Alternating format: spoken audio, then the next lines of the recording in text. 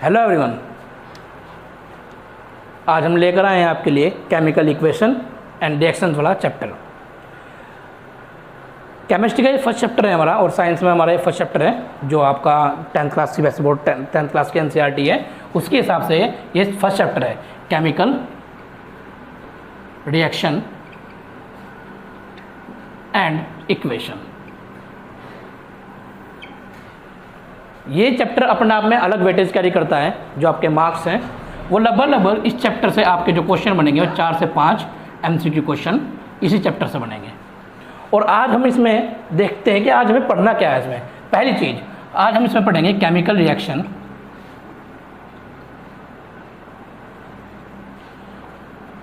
दूसरा chemical equation,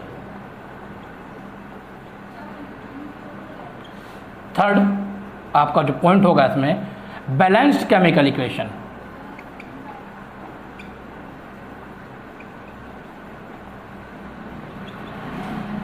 और fourth how to balanced chemical equation.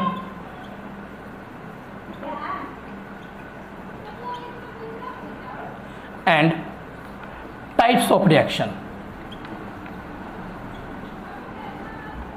ये पॉइंट्स जो हमने आपको बताए हैं ये आज हम पढ़ने वाले हैं हमारे इस लेक्चर में। तो हम स्टार्ट करते हैं केमिकल रिएक्शन से। एक्चुअली केमिकल रिएक्शन होती क्या है? हम पढ़ते हैं कि भाई ये केमिकल इक्वेशन हुई, केमिकल रिएक्शन। बहुत बच्चों को कन्फ्यूजन रहता है कि केमिकल रिएक्शन और केमिकल इक्वेशन कोई अलग अलग चीज़ तो नहीं, क्या ये वाकई में अलग है या ये एक ही चीज़ है? आइए देखते हैं कि कैसे होता है। केमिकल रिएक्शन एक्चुअली में होती क्या है? Chemical reaction is a change in which one or more substance or reactants, यानी कि reactants में होते हैं जो रिएक्शन में पार्ट लेते हैं, reacts to form a new substance with entirely different properties, यानी कि कोई एक या एक से ज़्यादा सब्सटेंस जो रिएक्टेंट्स होंगे रिएक्ट करेंगे आपस में और एक नया सब्सटेंस बनाएंगे जो एंटायरली डिफरेंट होगा अपने पहले सब्सटेंस से। यानी कि एक तरह से आपने 9th में पढ़ा होगा केमिकल चेंज। तो एक तरह से हम देखते हैं कि यानी कि दो सब्सटेंस A प्लस B, एक या एक से ज़्यादा, दो रिएक्शन करेंगे, कंपाउंड बनाएंगे C नया जो एंटायरली डिफरेंट होगा इन दोनों कंपाउंड से, या इन दोनों एलिमेंट से, इन दोनों रिएक्टेंट से, या इन दोनों सब्सटेंस से। हम आप कुछ भी कह सकते हैं, फिलहाल हम केमिकल रिएक्शन पढ़ रहे हैं। तो अब ये आपके भी केमिकल, अब मेनली बात आती है पता कैसे चले केमिकल रिएक्शन हुई। अब हमने कहा कि नहीं भाई, हमने तो रेत और मिट्टी उठाई और मिक्स कर दी, दो अलग अलग सब्सटेंस थे, तो इसका मतलब हमारी केमिकल रिएक्शन होगी। तो एक्चुअली में केमिकल रिएक्शन हुई नहीं हुई, ये केमिकल रिएक्शन नहीं हुई, क्योंकि जो हमने नया हमारे जो मिट्टी और हमारा जो रेत, सैंड और सोइल जो मिक्स होकर जो नई चीज़ बनी है, उसमें सोइल और सैंड दोनों के अलग कॉन्स्टिट्यूएंट हमारे जो अलग अलग हमें दिख रहे हैं, दोनों की प्रॉपर्टीज़ हमें शो हो रही है। लेकिन केमिकल रिएक्शन में ऐसा नहीं होता है। केमिकल रिएक्शन में ऐसा होता है अगर एक कंपाउंड बी से रिएक्ट करेगा तो इन दोनों की प्रॉपर्टी ही कंपाउंड सी जो नया कंपाउंड बनेगा उसमें शो नहीं होगी। आइए देखते हैं फिर हम पता कैसे चले। पहली चीज चेंज इन स्टेट। जब कंपाउंड न्यू कंपाउंड बनेगा क्या तो उसकी चेंज होगी स्टेट में। अगर वो लिक्विड है पहले दो तो सॉलिड में चेंज हो सकता है। अगर दोनों पहले जो कंपाउंड्स थे हमारे ए और बी जिनसे रिएक्शन करके हमारा कंपाउंड सी बनाया है तो कंपाउंड सी की स्टेट चेंज हो सकती है। या फिर चेंज इन कलर। क्या होगा? Change in colour. उनके कलर में चेंज आ सकता है। ऐसा जरूरी नहीं है कि चेंज स्टेट की चेंज हो, हम उसमें कलर भी चेंज कर सकते हैं। ठीक, कलर भी चेंज होगा तो भी वो रिएक्शन मान जाएगी। या फिर इवोल्यूशन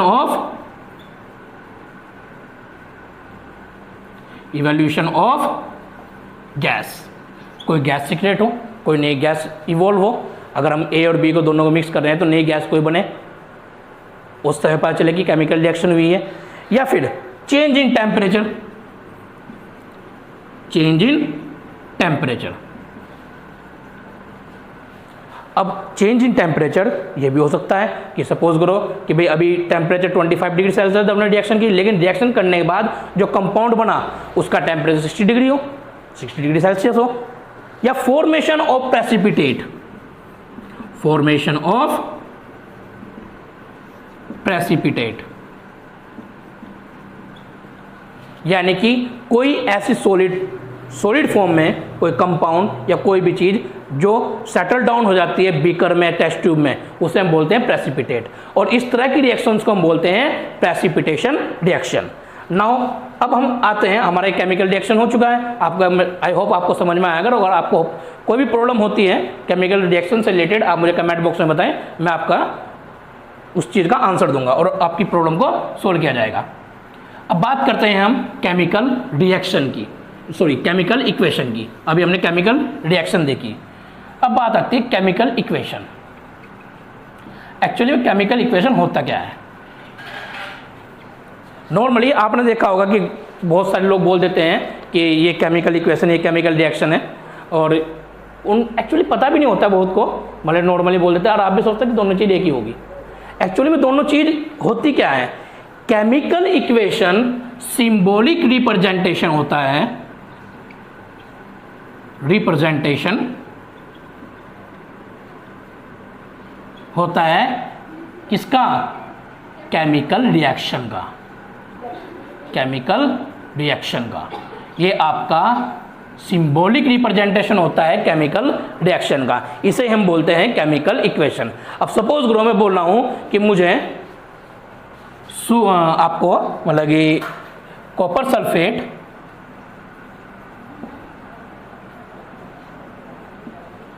और आयरन की रिएक्शन करनी है, तो क्या मैं इसको कॉपर सल्फेट और आयरन ही लिखूंगा? इसको मैं केमिकल रिएक्शन तो बोल सकता हूं, और जो मेरा बनेगा आगे अब वो बनेगा आपका क्या? वो जो मेरा बनेगा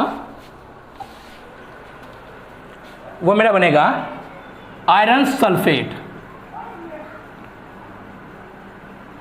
प्लस कॉपर। तो क्या ये केमिकल इक्वेशन है? भाई केमिकल रिएक्शन तो है, ये तो कंफर्म है। ये क्या है? ये केमिकल रिएक्शन तो है, ये कंफर्म है। लेकिन क्या ये केमिकल इक्वेशन है? नहीं, ये केमिकल इक्वेशन नहीं है, क्योंकि ये सिंबॉलिक रिप्रेजेंटेशन नहीं है। सिंबॉलिक रिप्रेजेंटेशन जो होगा वो क्या होगा? CuSO4 प्लस Fe यानी कि आयरन, FeSO4 प्लस Cu, ये आपकी क्या है? केमिकल इक्वेशन है। आई थिंक अब आप उसको समझ में आ गया कि केमिकल रिएक्शन और केमिकल इक्वेशन में डिफरेंस एक्चुअली में होता क्या है।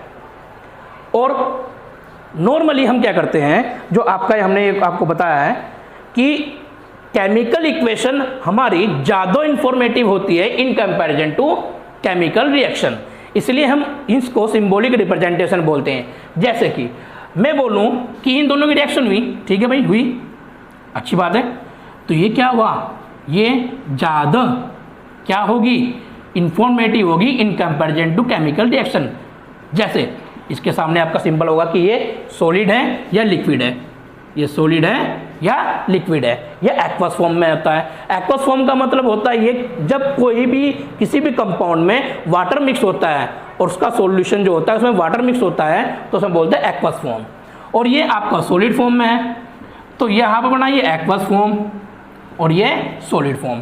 तो ये चीज़ इंफॉर्मेशन जो हमारी केमिकल रिएक्शन नहीं दे रही थी ऊपर वाली, ये सिंबॉलिक रिप्रेजेंटेशन नहीं था, केमिकल इक्वेशन है, इसलिए हमारी ज़्यादा इंफॉर्मेटिव होती है। और इसमें आप हीट अगर इवॉल्व हो रही है या टेम्परेचर अगर आप रेज कर रहे हैं, तो ये भी चीज़ इसमें आप केमिकल इक्वेशन आपको बताएगी। अब बात आती है बैलेंस्ड केमिकल इक्वेशन की। अब बात आती है बैलेंस्ड केमिकल इक्वेशन। अब एक्चुअली बैलेंस्ड केमिकल इक्वेशन है क्या, और क्या जरूरत पड़ी हमें बैलेंस्ड केमिकल इक्वेशन करने की? भाई केमिकल हमें नॉर्मली चीज़ है ना, हाँ पता भी केमिकल रिएक्शन हो रही है, कॉपर सल्फेटिक रिएक्शन आयरन से हुई और फिर सल्फेट बन गया और कॉपर निकल गया अलग। तो फिर हमें बैलेंस करने की क्या जरूरत पड़ी उन्हें? भाई नॉर्मली हमें पता तो चल ही रहा है ना कि क्या चीज़ है क्या नहीं है और क्या चीज़ मिल के क्या बन रहा है। तो हम देखते हैं कि बैलेंस करने की जरूरत हमें क्या ज़रूरत पड़ी, क्या नीड है हमें बैलेंस करने की। Balanced equation two satisfied the law of conservation of mass.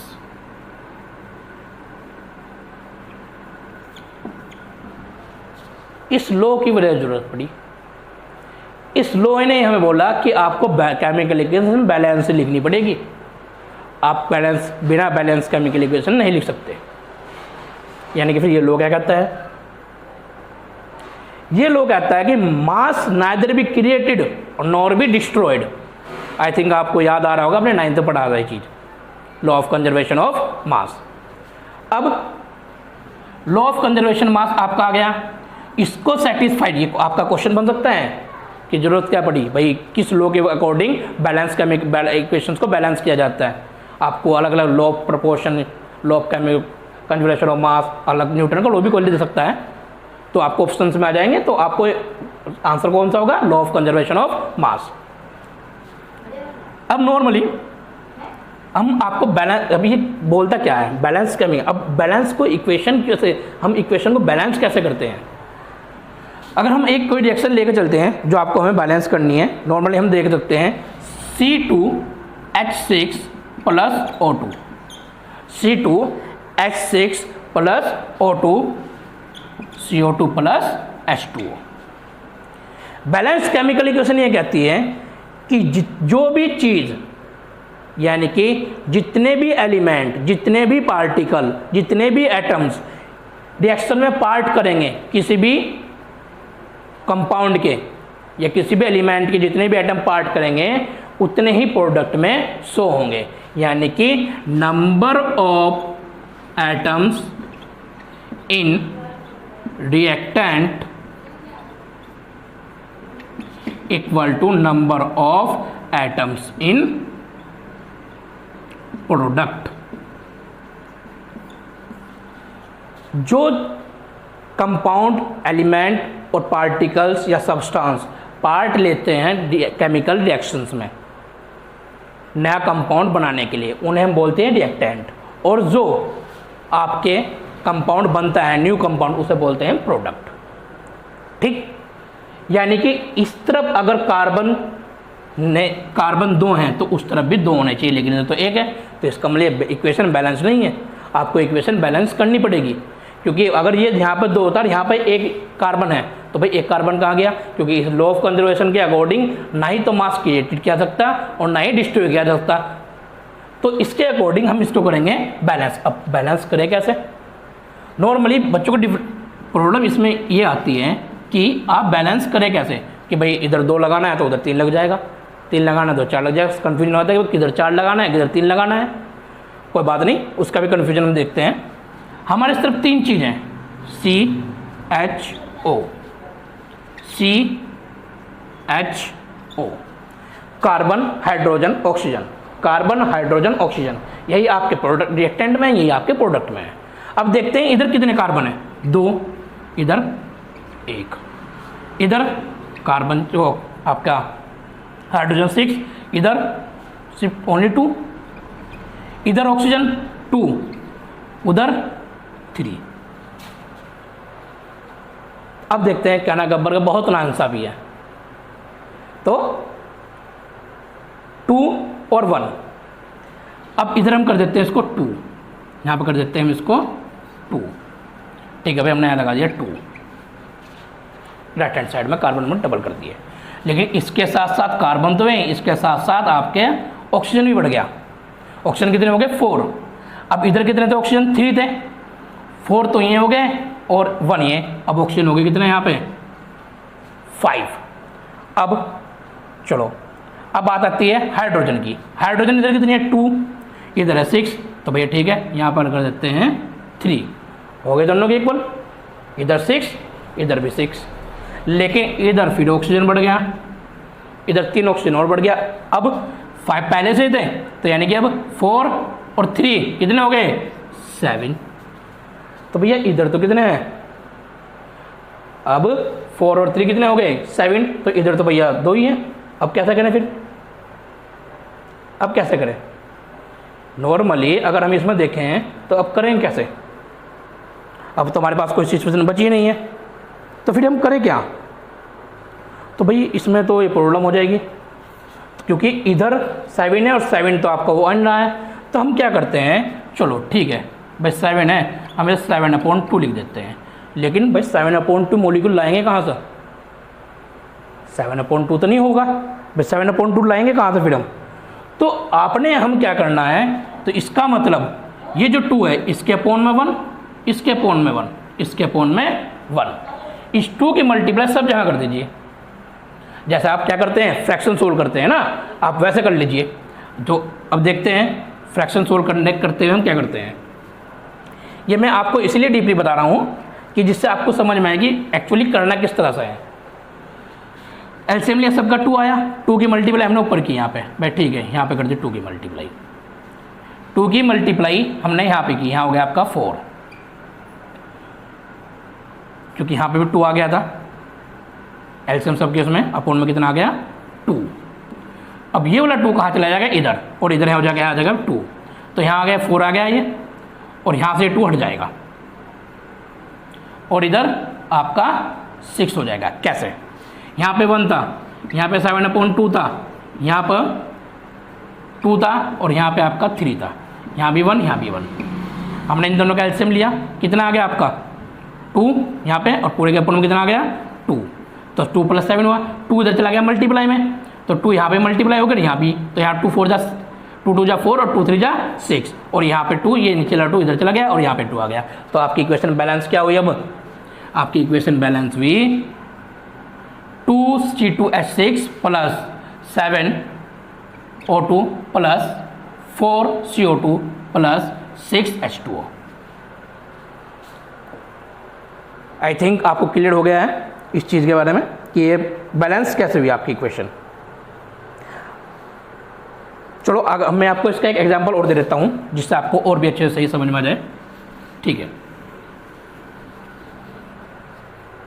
अब आपका आता है Fe + H2O, Fe + H2O। इसका रिएक्शन करने क्या बनता है, Fe3 और O4 + H2। फिर वही left hand side right hand side, तो FeHO, FeHO, Fe1 इधर 3, H इधर 2, उधर भी 2, ऑक्सीजन इधर 1, उधर 4। पहले भैया इसको ठीक करो। ठीक है भाई, 3 से मल्टीप्लाई कर दिया, यहाँ पे 3 हो गए, यहाँ पे 3 हो गया। अब आप Fe तो आपका होगा कंप्लीट इक्वल। अब बात आती है हाइड्रोजन तो इक्वल है पहले, अब ऑक्सीजन करते हैं इक्वल। यहाँ पे ऑक्सीजन कितने हैं 1, इधर कितने हैं 4, तो हमने यहाँ कर दिया 4 से मल्टीप्लाई, आपके ऑक्सीजन इक्वल हो गए।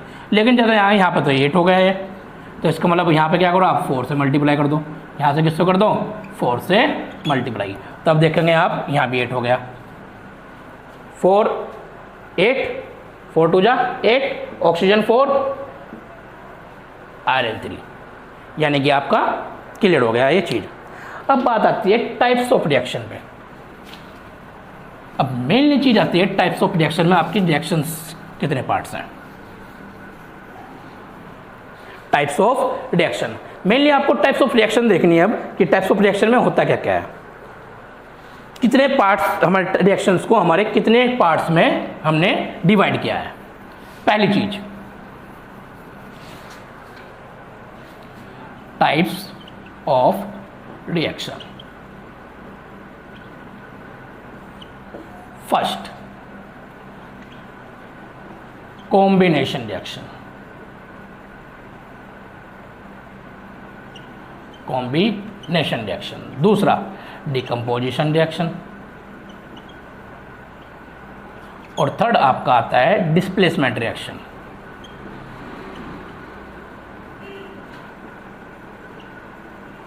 और फोर्थ आपका आता है डबल डिस्प्लेसमेंट रिएक्शन।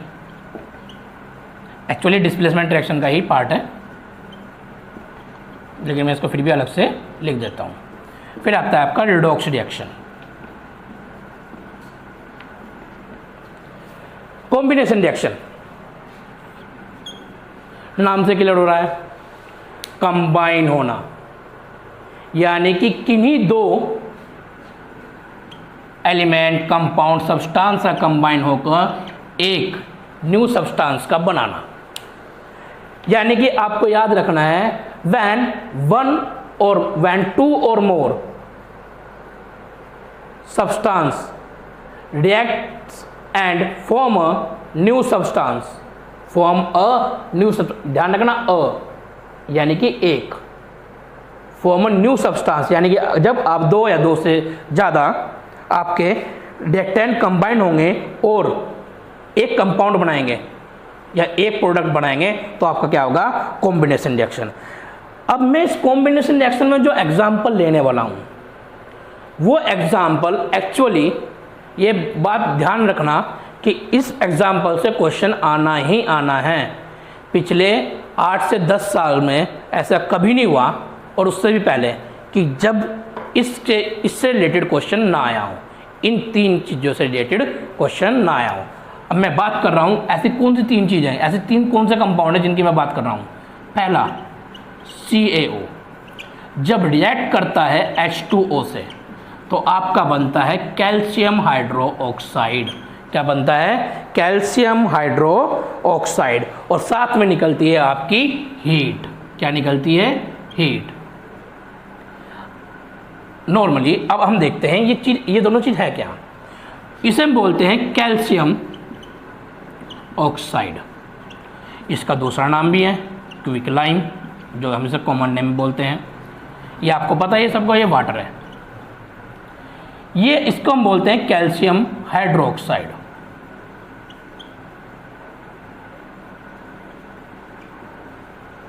और इसको हम दूसरा बोलते हैं slagged lime. Slagged lime, quick lime और स्लैग्ड लाइम। क्विक लाइम जब वाटर से रिएक्ट करेगा तो आपका स्लैग्ड लाइम बनेगा। ये दोनों ही चीज बहुत ज़्यादा इंपॉर्टेंट है। अब देखते हैं कैसे। जब आपसे क्वेश्चन को पूछे name the substance which solution is used in white wash. अपने घर में सब कुछ, इसको नॉर्मली हम हिंदी लैंग्वेज में आपके साथ भी बोला जाता है, चूना बोल देते हैं। तो आपके किसका सॉल्यूशन व्हाइट वॉश में यूज होता है, तो नॉर्मल ध्यान रखता है, हाँ चुनने का होता है, यानी कि कैल्शियम ऑक्साइड का होगा। लेकिन ये गलत है। सॉल्यूशन यूज होता है आपका कैल्शियम हाइड्रोक्साइड का। ये बहुत इंपॉर्टेंट क्वेश्चन है, बहुत बार पूछा भी जा चुका है।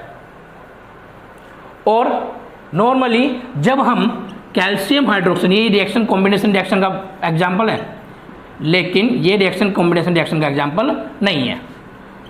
ये रिएक्शन कॉम्बिनेशन, ये मैं आपको अलग से बता रहा हूँ। CaH का होल ट्वाइस प्लस में जब हम CO2 पास करते हैं, आपने सुना भी होगा CO2 का टेस्ट क्या होता है। When we pass the CO2 through slaked lime या लाइम वाटर, इसको हम लाइम वाटर ही बोल देते हैं, lime water, then lime water turns milky. तो why lime water turns milky due to the formation of calcium carbonate. Due to the formation of calcium carbonate, due to the formation of calcium carbonate. और इसी को हम बोल देते हैं lime stone. क्या बोल देते हैं, लाइम स्टोन। नॉर्मली आप घर में मार्बल भी से बोल देते हैं, उसको हम ही लाइम स्टोन बोलते हैं। और केमिकल नेम होता है इसका कैल्शियम कार्बोनेट। ये आपको बहुत अच्छे से ध्यान रखना है और ये बहुत इंपॉर्टेंट रिएक्शन है। तो हम अब आगे बढ़ते हैं। हमारा दूसरा रिएक्शन है decomposition reaction. Decomposition reaction when one reactant decompose in two or more substance,